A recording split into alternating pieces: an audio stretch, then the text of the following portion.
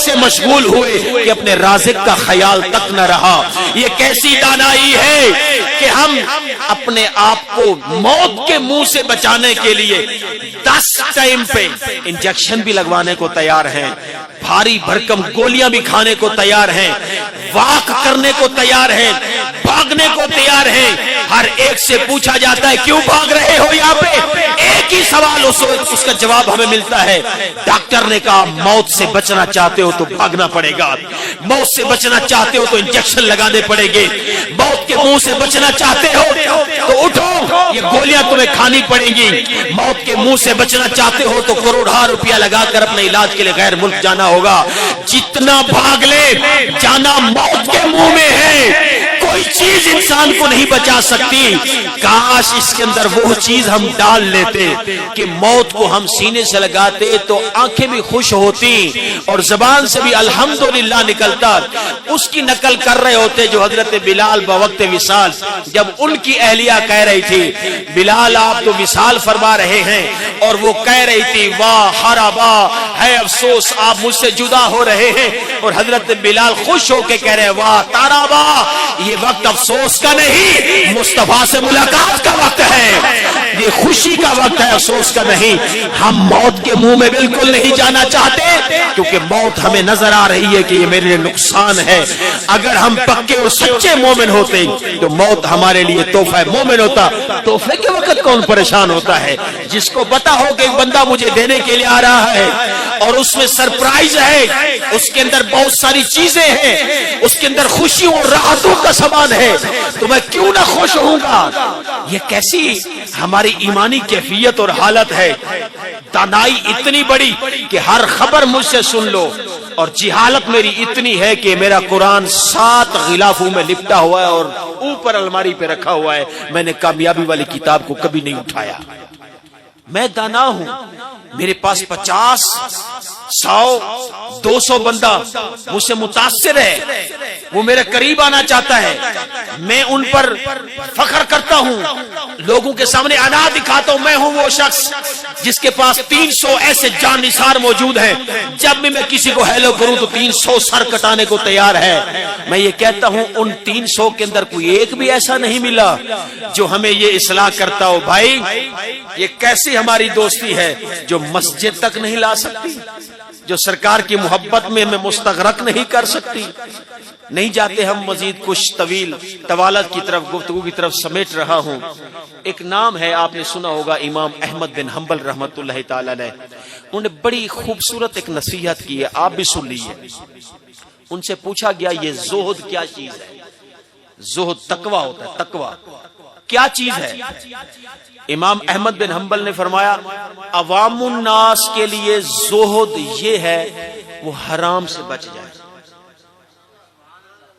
आम लोगों के लिए किससे बच जाए। अक्सर औकात हमारे बुजुर्ग कहते हैं और नेक नीयत सालेहीन हमारे दोस्त वो मशवरा देते हैं यार अगर नेकी ना कर सको ना तो कम से कम गुनाह ना करो।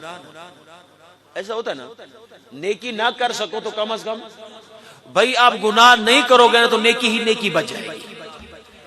जब खैर नहीं होगी तो सिर्फ शर बचेगा ना, जब खैर होगी तो शर काफूर हो जाएगा। इमाम अहमद बिन हंबल से पूछा गया ये इरशाद फरमाए हुजूर के जोहद क्या है। फरमाए अवाम के लिए ये है कि वो हराम से बच जाए। सरकार तो फिर खवास के लिए क्या है।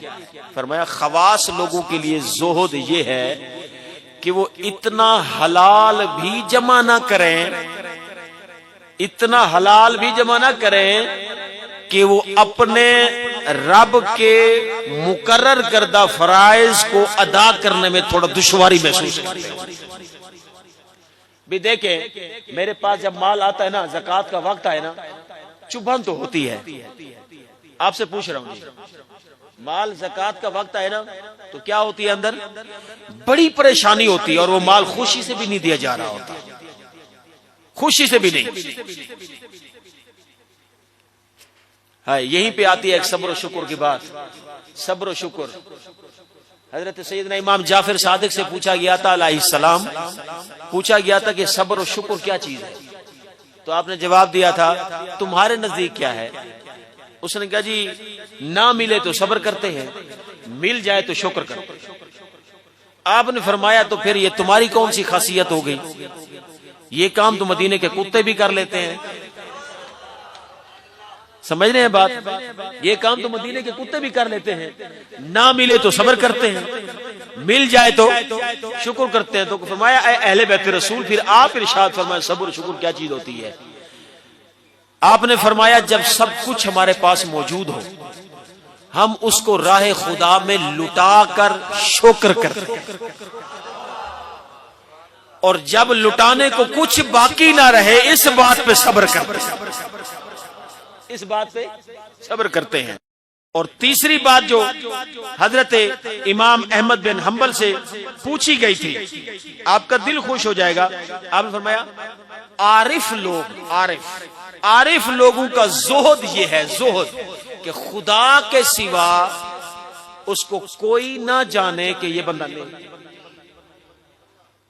खुदा के सिवा कोई भी ना जाने, ये आरिफ लोगों की पहचान है। कोई भी ना जाने कि ये बंदा नेक है। हजरत जी वकार, यहां पे अब हम अपना इलाज कर लें।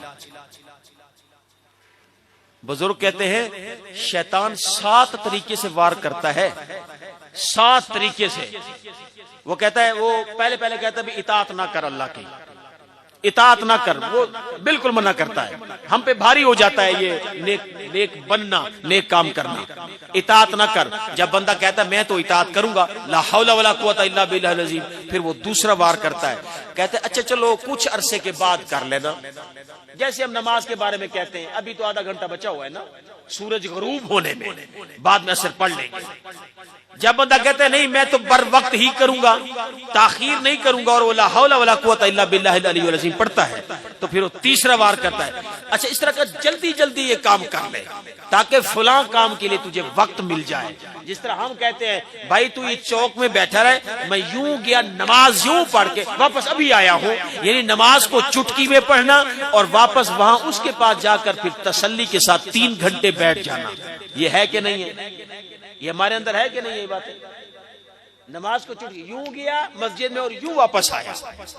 जब बंदा कहता कि नहीं मैं जल्दी नहीं करूंगा, ये उजलत शैतान का काम है, मैं अल्लाह की इबादत दिल जमई के साथ करूंगा, वो ला हौला पढ़ता है, तो चौथा अपना काम वो क्या करता है, वो कहता है अच्छा इस तरह कर, लोगों के सामने अपने अच्छे आमाल को बयान कर।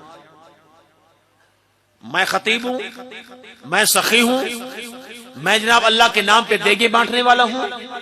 आए जनाब आपका फोटो खींचते हैं, आप मुझसे घी के पैकेट ले जाएं, आए आप मेरे पास आ जाए, मैं आपको आटे के गट्टू देता हूं, आए फोटो बनवा ले। यानी माँ बदौलत को जमाने में मशहूर होना चाहिए कि मैं सखी भी हूं, मैं आलिम भी हूं, मैं रोजादार हूं, मैं रातों को उठ कर अल्लाह की इबादत करने वाला हूं। शैतान कहता है चलो इसका इजहार कर दे।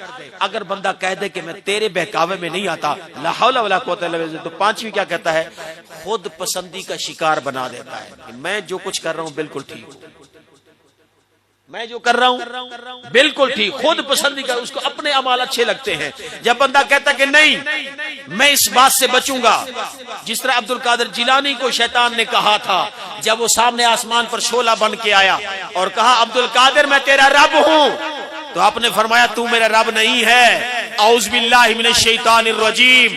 फिर उसने आवाज दी, ऐ अब्दुल कादिर मुझे पहचान गया कि मैं शैतान हूं, देख तुझे तेरे इल्म ने बचा लिया है। हजरत सैयदना अब्दुल कादिर जिलानी ने फरमाया मुझे मेरे इल्म ने नहीं, लाइन मुझे मेरे रब ने बचा लिया है। तो दूसरा वार मुझ पे करता है, खुद पसंदी का शिकार नहीं होना। जब बंदा इस बात कहता है कि ला हौला वला कुव्वता इल्ला बिल्लाह, मैं बिल्कुल भी तेरी बात नहीं मानूंगा, मैं गंदा हूं, मैं हकीर इंसान हूं, ये कहता है, तो छठा वार ये है तुम अपने अमाल छुपाओ सही, दिल में ख्वाहिश रखो, अल्लाह जाहिर कर देगा, अल्लाह जाहिर कर देगा। वो इस बात पे भी ला हौला वला कुव्वता इल्ला बिल्लाह पढ़ता है। तो सातवां बात ये कहता है बात सुन, एक चीज है जो तेरे मुकद्दर में लिखी जा चुकी है। हम भी कहते हैं ना, एक चीज है तेरे मुकद्दर में लिखी जा चुकी है, तू अजल से है, जन्नती है या जहन्नमी, वो अल्लाह ने लिख दिया। अब तुझे अमल की क्या जरूरत? अगर तूने जाना है तो जन्नत में चला जाएगा, अगर तूने जहन्नम में जाना है तो जहन्नम में चला जाएगा। वो अजल में फैसला हो चुका है, तू अमाल कर ही ना कर। ये है वो बात जो हम सब कहते हैं। अल्लाह हिदायत देगा तो करेंगे ना। जब तू गाड़ी लेने के लिए जा रहा था, वहां अल्लाह की तरफ से तुझे कोई हिदायत का पैगाम आया था?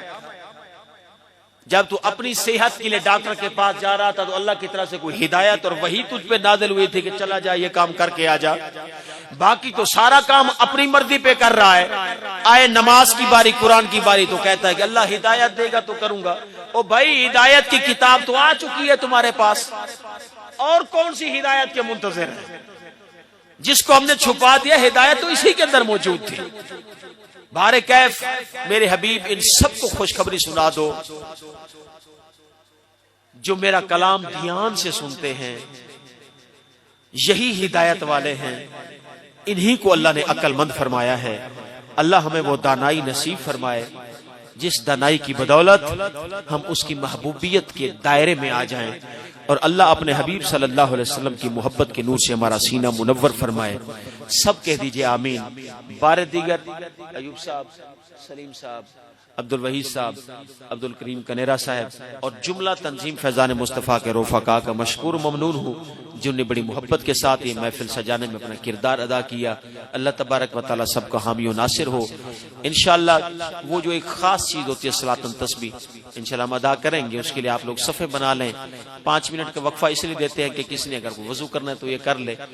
अक्सर व बेशतर वजू के साथ होते हैं, करेंगे इंशाअल्लाह। ये सलात तस्बीह की जमात, जिक्र व दुआ, तक़सीम लंगर होगा। अल्लाह तबारक व तआला बाअमल लोगों में हम सबको दाखिल फरमाए। आमीन। व मा अलैना इल्लल बलागुल मुबीन।